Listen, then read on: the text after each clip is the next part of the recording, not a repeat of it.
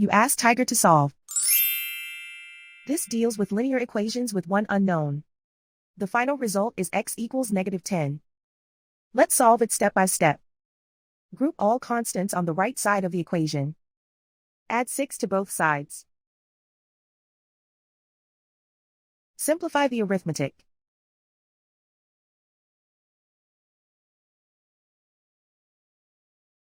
Isolate the x. Divide both sides by -2.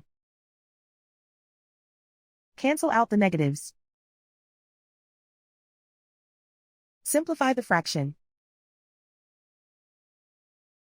Move the negative sign from the denominator to the numerator. Find the greatest common factor of the numerator and denominator. Factor out and cancel the greatest common factor. And so the final result is x equals -10.